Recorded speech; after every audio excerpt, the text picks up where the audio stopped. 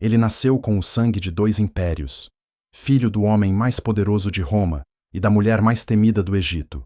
O chamaram de Cesarião, o pequeno César, herdeiro do trono do Nilo e da glória de Júlio César. Mas o mundo antigo não tinha espaço para dois Césares, e Roma não perdoava rivais. Esta é a história do último faraó do Egito, um jovem que nasceu para reinar e morreu pela ambição de um império. O nome dele foi apagado da história, mas hoje nós vamos trazê-lo de volta. Alexandria, a joia do Mediterrâneo, é o coração de um Egito ainda poderoso, governado pela dinastia ptolemaica. Ali nasce Ptolomeu XV, conhecido simplesmente como Cesarião, o pequeno César. Filho de Cleópatra, a rainha dos reis, e de Júlio César, o ditador de Roma. Desde o nascimento, seu destino estava entrelaçado com o das duas civilizações mais poderosas da antiguidade. Cleópatra o apresentou ao povo como o herdeiro legítimo de César. Para ela, Cesarião era mais do que um filho. Era o símbolo da união entre o Egito e Roma, um novo faraó de sangue romano e divino. Em Roma, o nome de Cleópatra era sinônimo de escândalo. Os senadores viam com desconfiança aquela mulher estrangeira que encantara o ditador romano. Júlio César jamais reconheceu oficialmente a paternidade. Admitir um filho com uma rainha egípcia seria politicamente perigoso. Mas nas entrelinhas do poder, César deixava escapar pequenos sinais.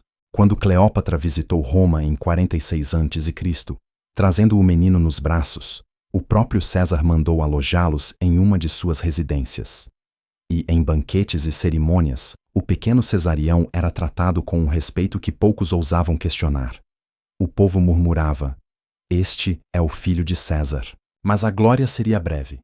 Em 44 a.C., Júlio César é assassinado no Senado de Roma. Facadas não apenas mataram o homem, mas também abriram as feridas de uma república dividida. A morte do ditador mergulhou Roma no caos. Entre os herdeiros do poder surgiam dois nomes: Marco Antônio, o leal general e aliado de Cleópatra, e Otaviano, o jovem sobrinho e filho adotivo de César. Dois homens, e apenas um império. No Egito, Cleópatra enxergou no vácuo de poder uma oportunidade. Ela proclamou Cesarião como rei dos reis, o verdadeiro herdeiro de Júlio César. Para o povo egípcio, o menino era o novo faraó. Para Roma, era uma ameaça viva. A rainha egípcia sempre foi mais do que uma mulher fascinante. Era uma estrategista brilhante. Sabia que, sozinha, não poderia enfrentar Roma. Então, aproximou-se de Marco Antônio, o homem que herdara metade do poder romano. Entre política e paixão, nasceu uma aliança que desafiaria o destino. Antônio reconheceu Cesarião e o tratou como herdeiro de César, fortalecendo a posição de Cleópatra. O casal passou a governar o Oriente, e juntos sonharam em restaurar a antiga glória do Egito e do Império Helenístico. Mas em Roma, Otaviano observava com ódio e desconfiança. Para ele, aquele menino, Cesarião, era o único obstáculo entre si e o título de César Augusto, o senhor absoluto de Roma. A rivalidade entre Otaviano e Marco Antônio se transformou em guerra. Propagandas, alianças e traições marcaram os anos seguintes. Otaviano pintava Cleópatra como uma feiticeira oriental que corrompera o general romano. O povo romano começou a ver Marco Antônio como um traidor dominado por uma rainha estrangeira. O conflito culminou em uma das batalhas mais decisivas da história antiga, a Batalha de Áxio, em 31 a.C. De um lado, Marco Antônio e Cleópatra, com a poderosa frota egípcia.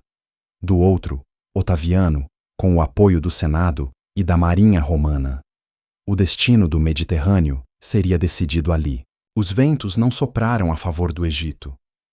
Em meio à confusão da batalha, Cleópatra recuou com sua frota e Marco Antônio, tomado pelo desespero, a seguiu. A derrota foi catastrófica. Otaviano venceu e seguiu para o Egito, decidido a destruir de uma vez por todas a dinastia ptolemaica. Cleópatra e Marco Antônio retornaram a Alexandria, cercados, traídos e sem exércitos. Sabiam que o fim se aproximava. Marco Antônio, vendo sua derrota e acreditando que Cleópatra estava morta, tirou a própria vida. Pouco depois, a rainha foi capturada. O Egito, pela primeira vez em séculos, estava de joelhos diante de Roma. Cesarião tinha apenas 17 anos. Um jovem criado entre filósofos gregos e sábios egípcios, educado para ser rei, agora via seu mundo desmoronar. Ele era o último herdeiro de uma linhagem que vinha desde Alexandre, o Grande. E mais do que isso, carregava o sangue de Júlio César. Apenas sua existência era uma ameaça para Otaviano, que agora marchava sobre Alexandria como o novo senhor do mundo. Cleópatra, em desespero, tentou negociar. Pediu que seu filho fosse poupado. Mas Otaviano, frio e calculista, já havia decidido o destino do jovem faraó. Nenhum herdeiro de César poderia viver.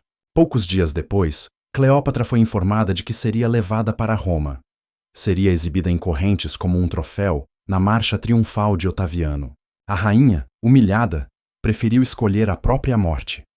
No dia 10 de agosto de 30 a.C., segundo os relatos, permitiu que uma cobra venenosa a mordesse. Morreu como viveu, envolta em mistério, orgulho e poder. Seu filho, Cesarião, tentou fugir em direção ao sul, acompanhado por poucos seguidores, mas foi traído e capturado pelos soldados romanos. Plutarco conta que um conselheiro de Otaviano o convenceu de que 2 Césares são demais para o mundo. Assim, Cesarião foi executado. Silenciosamente, sem cerimônias, no final de agosto de 30 a.C., o último faraó do Egito havia morrido. Os 3 filhos de Cleópatra com Marco Antônio foram poupados. Levaram-nos para Roma, onde desfilaram acorrentados no triunfo de Otaviano. E depois foram criados por Otávia, irmã do novo imperador. Enquanto isso, o Egito deixava de ser um reino e se tornava província imperial. Otaviano assumiu o título de Augusto, o primeiro imperador de Roma.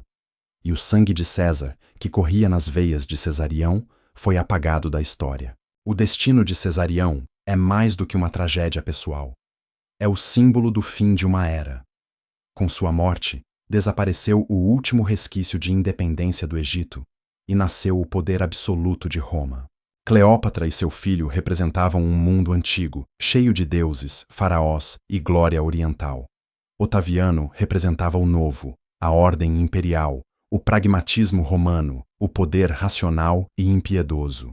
Cesarião morreu jovem, mas seu nome ecoa como o último suspiro do Egito dos faraós.